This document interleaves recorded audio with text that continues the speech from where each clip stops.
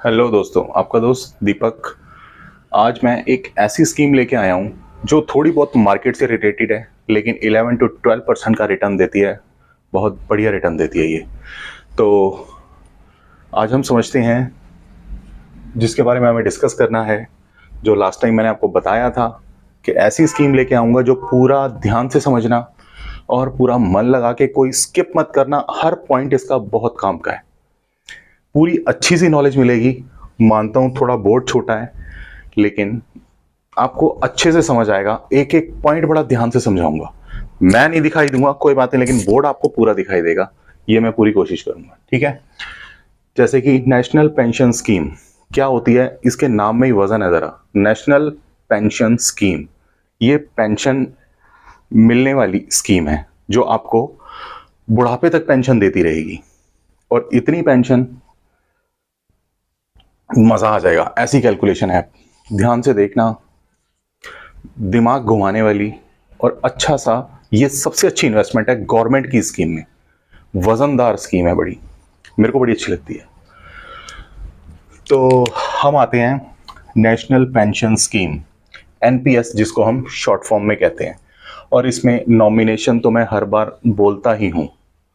और इसमें तो हम 3 नॉमिनेशन रख सकते हैं और उसको हम चेंज भी कर सकते हैं एनी टाइम। कोई भी नॉमिनेशन को हम चेंज कर सकते हैं कि हम ये रखना है, इसको हटाना है, इसको रखना है, इसको हटाना है। लेकिन नॉमिनेशन फॉर्म जरूर भरना कोई भी इन्वेस्टमेंट करने से पहले। नॉमिनेशन बहुत जरूरी है। भगवान ना करे कुछ हो तो आपके नॉमिनी को वो सारा पैसा मिल सके, ये नॉमिनेशन फॉर्म।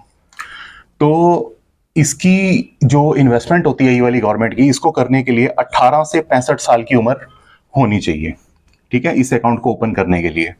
आई होप आपको पूरा बोर्ड दिख रहा होगा, ठीक है। मैं ना दिखूं कोई बात नहीं, लेकिन बोर्ड आपको पूरा दिखना चाहिए क्योंकि सारी डिटेल इस पे है।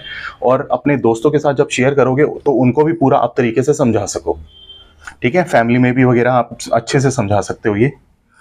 तो इसको कोई भी कर सकता है। 65 साल तक होना चाहिए और 18 साल से ऊपर होना चाहिए। तो ये स्कीम हमारी शुरू हुई थी 2004 में। और ये सिर्फ उस टाइम थी गवर्नमेंट एम्प्लॉयर के लिए। गवर्नमेंट के एम्प्लॉयज जो भी थे वो इस स्कीम को करवा सकते थे, पेंशन अपनी लेने के लिए, जनरेट करने के लिए। लेकिन 2009 के बाद ये कोई भी कर सकता है। और आज का टॉपिक हमारा थोड़ा, सॉरी टॉपिक के बीच में बोल रहा हूँ, लेकिन टॉपिक हमारा लंबा हो सकता है, लेकिन आपको अच्छे से समझ आएगा, ये मैं पूरी उम्मीद करता हूँ। एक एक पॉइंट आपको जो ना समझ आए उसी टाइम मुझे कमेंट कर देना, कमेंट में बता देना कि ये पॉइंट नहीं समझ आया। मैं कमेंट पढ़ता जा रहा हूँ आपके, ठीक है। तो 2009 में ये सबके लिए लागू कर दी गई कि इसको कोई भी कर सकता है। तो इसमें हमारे दो तरीके के अकाउंट होते हैं। एक होता है टीयर 1 और एक होता है टीयर 2। ये दोनों क्या होते हैं, तो अभी हम जो डिस्कस करेंगे ना ये वाला पार्ट, ये हम टीयर 1 को डिस्कस करेंगे।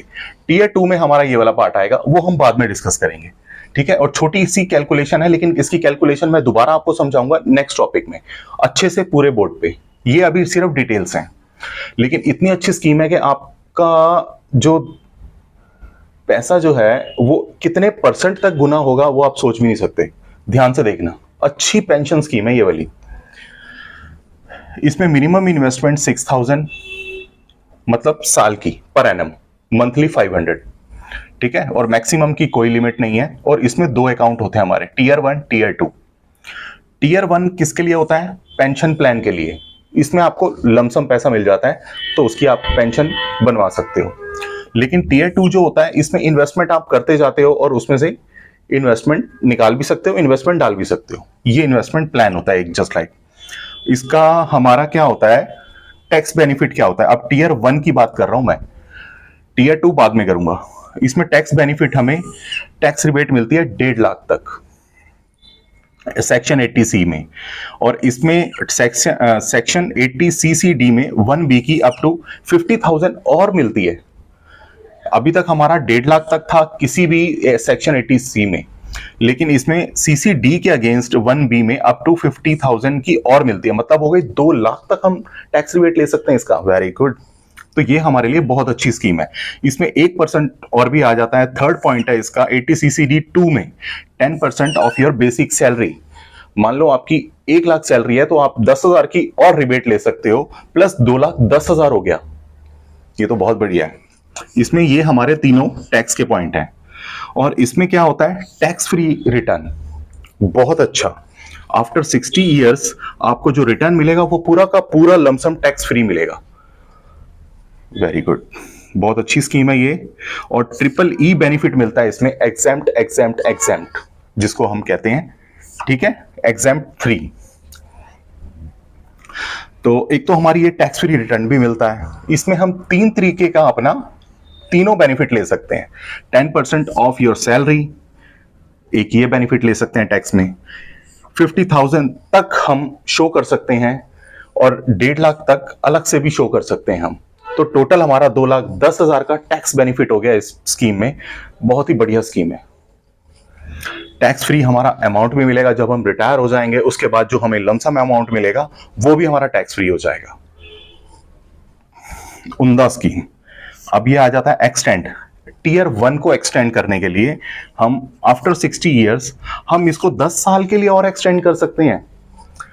मतलब 70 साल उसके बाद हम क्लोज कराएंगे तो हमें पूरा अमाउंट मिलेगा।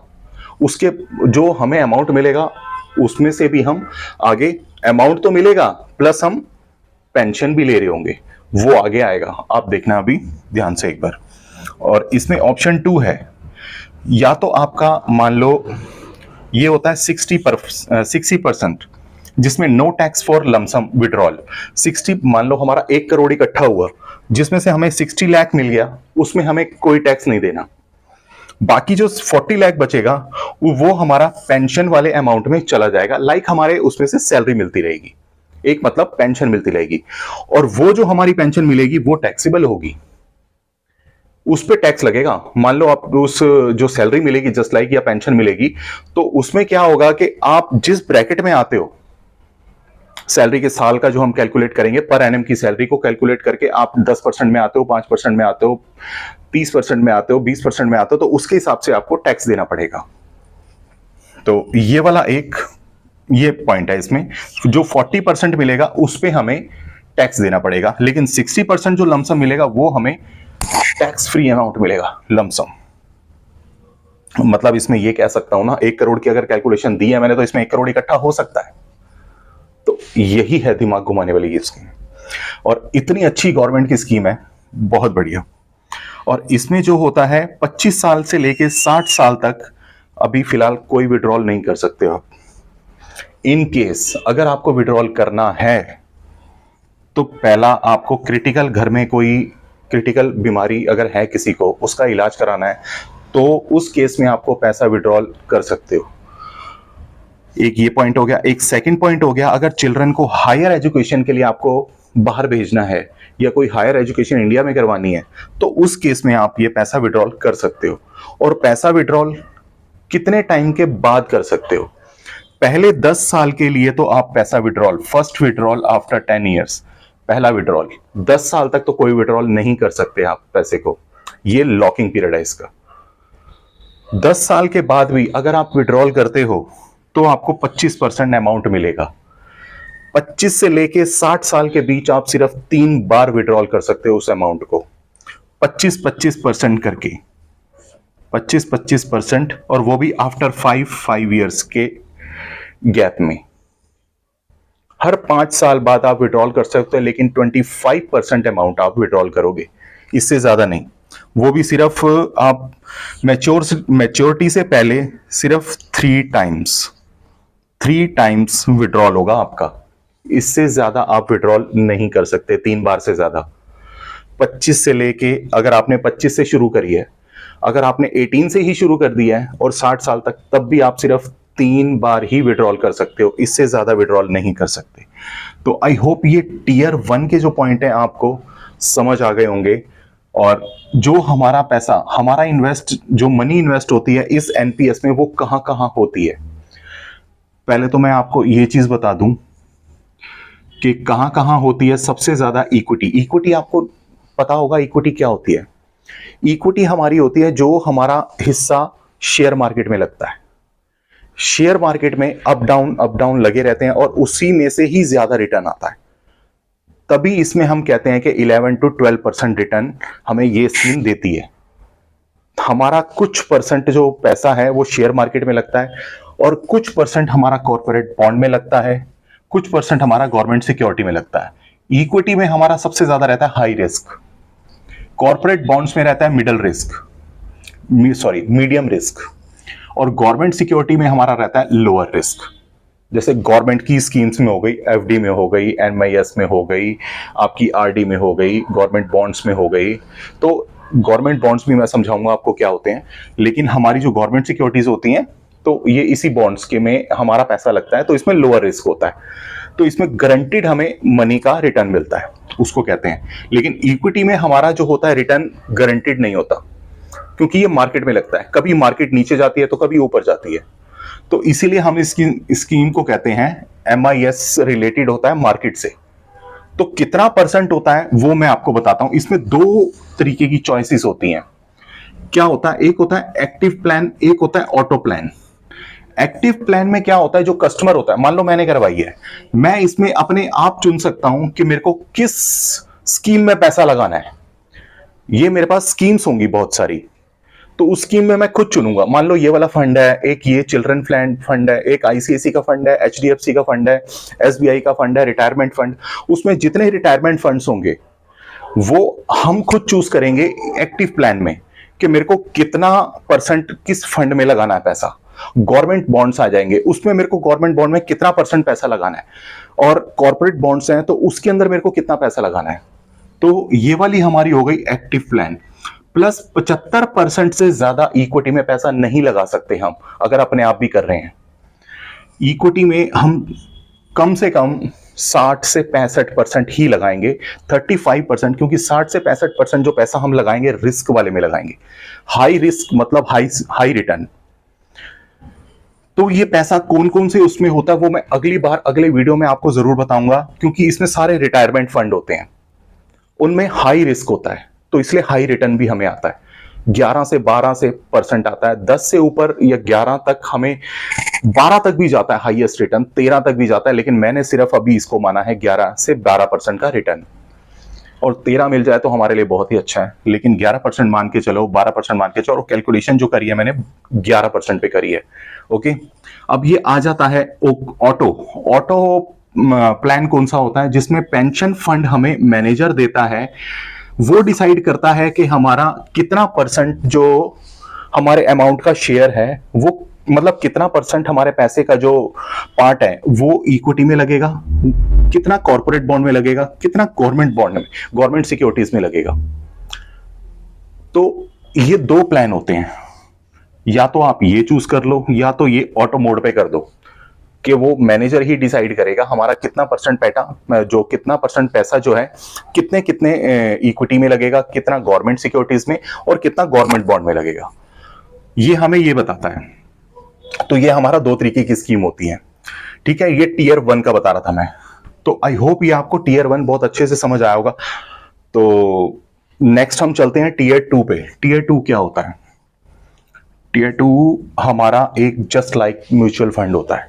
म्यूचुअल फंड की जब मैं सीरीज स्टार्ट करने जाऊंगा तो म्यूचुअल फंड मैं स्टार्टिंग से बताऊंगा कि म्यूचुअल फंड होते क्या हैं, कितने तरीके के होते हैं, और कौन कौन से होते हैं, और म्यूचुअल फंड में कितने कितने एलोकेशंस होते हैं, और कितने एक्सपेंसेस होते हैं, कितने किस किस रेशियो में हम उसको डिवाइड कर सकते हैं, हमें कितना पैसा म्यूचुअल फंड में लगाना चाहिए, कितना एसआईपीज में कैसे करना चाहिए, सब आपको अच्छे से नॉलेज दूंगा, पूरा बढ़िया वाली। लेकिन हमारा टीयर 2 भी एक म्यूचुअल फंड ही है, एक तरीके का म्यूचुअल फंड। टीयर 2 ये खोलना भी ज्यादा जरूरी नहीं होता, अगर आप खोलना चाहते हो तो खोल सकते हो, वरना टीयर 1 से ही आपका 60 से आगे 70 अगर एक्सटेंड करते हो 70 साल तक, तो उसी में ही आपका बहुत अच्छा पैसा बन जाएगा। तो टीयर 2 में क्या होता है, हम विड्रॉल एनी टाइम पैसा लगा सकते हैं, विड्रॉल एनी टाइम, पैसा निकाल भी सकते हैं, पैसा लगा भी सकते हैं, इन्वेस्ट एनी टाइम, मतलब कभी भी पैसा लगाना, कभी भी निकालना, इसमें कोई बाउंडेशन नहीं होती हमारे पास, इसमें कोई टैक्स बेनिफिट नहीं होता, सबसे वो है। इसमें कोई हमारे को सेक्शन 80C वगैरह 80CCD में हमें कुछ बेनिफिट नहीं मिलता इसमें हमें। टीयर 2 में कंपलसरी नहीं है, ये मैं आपको पहले बता चुका हूं कि टीयर 2 हमारे लिए कोई कंपलसरी अकाउंट नहीं है। जरूरी नहीं है कि हमारा टीयर 1 खुला है तो हम टीयर 2 भी खोल दें। टीयर 2 खोलेंगे तो इससे हमारा ही पैसा आगे बढ़ेगा। तो डिपेंड ऑन यू कि आप खोलना चाहते हो कि नहीं खोलना चाहते।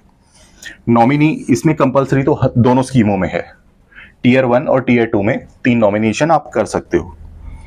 पर ईयर इन्वेस्टमेंट आपको कंपलसरी होती है करना, अगर आप नहीं करते तो अकाउंट आपका डीएक्टिवेट हो जाता है।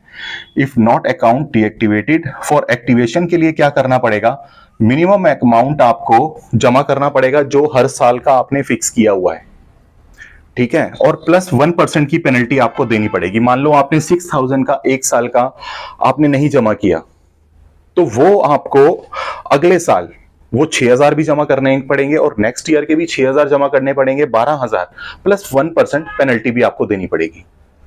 तो ये हो गया आपका अकाउंट अगर डीएक्टिवेशन के केस में। तो आई होप टीयर 1 और टीयर 2 आपको अच्छे से समझ आया होगा। मेरे को कोई रिप्लाई कर रहा है कि हाँ ठीक है समझ आ रहा है सर, बहुत बढ़िया, thank you so much guys. बाकी थैंक यू अजय, नाम भी ले देता हूँ अजय, बहुत अच्छा, थैंक यू, समझ आ रहा है आपको।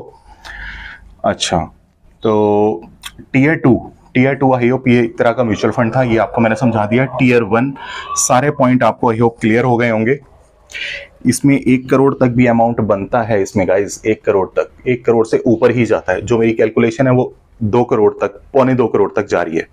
तो इसमें कैलकुलेशन में क्या है, अगर कोई 26 साल का लड़का है, उसकी एज, इन्वेस्ट करता है 5000 पर मंथ, 60 साल तक अगर वो करता रहता है, मीन्स 34 साल तक, 26 से लेके 60 तक मीन्स 34 साल अगर वो 5-5 हजार इन्वेस्ट कर रहा है पर मंथ, मतलब 12 महीने तक अगर वो 1 साल तक इन्वेस्ट करता है तो 60,000 रुपए उसको हर साल कर रहा है। तो 5-5 हजार रुपए हो गया। टोटल अमाउंट इन्वेस्ट किया उसने 20 लाख रुपया। रिटर्न मैंने 11% लिया है, 11% के रिटर्न से उसका हो गया कंपाउंडिंग इंटरेस्ट। पर मंथ का इसका कंपाउंडिंग इंटरेस्ट होता है, पर मंथ का भी नहीं कह सकता मैं, बल्कि पर डे का, जब मार्केट खुलती है पर डे का जो हम 65% करेंगे, 65 या जो हम इक्विटी में रखेंगे, इक्विटी हमारा पर डे के हिसाब से कंपाउंड करता है, नीचे भी जाता है ऊपर भी जाता है, इसलिए इसमें रिस्क है, हाई रिस्क होता है ये। तो इसलिए मैं ये कहता हूं कि 11% जो रिटर्न आता है तो हमारा हो गया 1 करोड़ 72 लाख, 1 करोड़ 72 लाख हो गया हमारा अमाउंट। 20 लाख हमने जमा किया लेकिन मिल रहा है 1 करोड़ 72 लाख, 11% के रिटर्न से, कंपाउंड जो हो रहा है पर मंथ के हिसाब से। इसमें जो हमें लमसम मिलेगा 1 करोड़ मिलेगा। ये जो मैंने करी है टीयर 1 के हिसाब से कैलकुलेशन करी है, जैसे कि मैंने आपको बताया था कि 60 लाख और 40 लाख का, तो इसमें से हमारा 60% जो लमसम मिलेगा, 1 करोड़ हमें लमसम मिल जाएगा। उसको भी हमने अगर एफडी कर दी तो उसका भी पर मंथ हमें 80,000 रुपीज इंटरेस्ट आएगा, उसमें भी टैक्स कटेगा, वो मैं कैलकुलेशन अगले बार समझा दूंगा। लेकिन आपको ये 1 करोड़ आपका, इसको जो करते हो आप करो, चाहे घर खरीदते हो, एक फ्लैट खरीदते हो, उसका भी रेंट आएगा, प्लस 40% आपकी ये एनुइटी फॉर पेंशन में चला जाएगा। इस 72 लाख का आपको 48,000 रुपए महीना पेंशन मिलेगी, और ईयरली आप, मैंने कैलकुलेट करके दिया 5,04,000 रुपए, क्योंकि जो पेंशन मिलती है वो हमारी 7% के हिसाब से मिलती है। इस अमाउंट का 72 लाख का 7% हमारा हो गया 48,000 रुपए महीना। ये पेंशन मिलेगी हमें। पेंशन नहीं निकालते, साल की निकालो, 5 लाख रुपए लेके आओ हर साल। ये एनपीएस का जादू है, ये होता है 11% की पावर। इसलिए मैंने बोला था ये स्कीम ही वजनदार है बड़ी। तो इसकी कैलकुलेशन अभी इसके आप छोटे पार्ट पे देख रहे हो, आंखें बहुत बड़ी हो गई होंगी आपकी, बट कैलकुलेशन बहुत अच्छी थी। और इसकी स्टेप बाय स्टेप कैलकुलेशन जो मैं समझाऊंगा आपको, खुल जाएंगी आंखें। जादू कहते हैं इसको, जादू कंपाउंडिंग का। एनपीएस मतलब नेशनल पेंशन स्कीम, बहुत वजनदार स्कीम जिसको बोलते हैं पेंशन लेने के लिए। ये कोई अटल पेंशन योजना से भी सबसे अलग है। उसमें तो एक अमाउंट फिक्स हो रखा है कि आपको 5,000, 1,000, 2,000, 4,000 अमाउंट मिलेगा 60 के बाद। लेकिन ये सबसे वजनदार स्कीम, ये आपको स्कीम 1 लाख तक पेंशन दे सकती है। वो कैलकुलेशन मैं आपको अगले वीडियो में समझाऊंगा कैसे होती है। तो आई होप आपको ये स्कीम पूरी समझ आई होगी। एनपीएस ये हर एक को करवानी चाहिए, चाहे वो जॉब करता है, चाहे वो अपना बिजनेस करता है, कोई भी करवा सकता है ये, कोई भी, लेकिन 18 साल से ऊपर होना चाहिए। मैं तो कहता हूं अपनी लाइफ में एक बार ये जरूर करवाओ। मैं इसका डिफरेंस भी लेके आऊंगा, पीपीएफ और एनपीएस का दोनों का डिफरेंस क्या है, लेकिन अभी तक गवर्नमेंट की इस स्कीम से ज्यादा पावरफुल स्कीम अभी तक नहीं देखी मैंने। तो आई होप गाइस आपको ये एनपीएस स्कीम अच्छे से समझ आई होगी, उम्मीद करता हूं। तो अपने दोस्तों के साथ जरूर शेयर करना, फैमिली के साथ शेयर करना, मेरे चैनल को लाइक और सब्सक्राइब जरूर करना, लाइक जरूर करना। मैं फिर बोल रहा हूं, प्लीज लाइक करना, आप लाइक करना भूल जाते हो, और सब्सक्राइब जरूर करना। अपने दोस्तों के साथ शेयर करो, कमेंट करो, व्हाट्सएप में आगे जितने फ्रेंड्स हैं उन सबको बताओ कि ये एनपीएस स्कीम क्या होती है। बहुत तगड़ा रिटर्न देने वाली स्कीम है ये, ठीक है। तो thank you so much guys.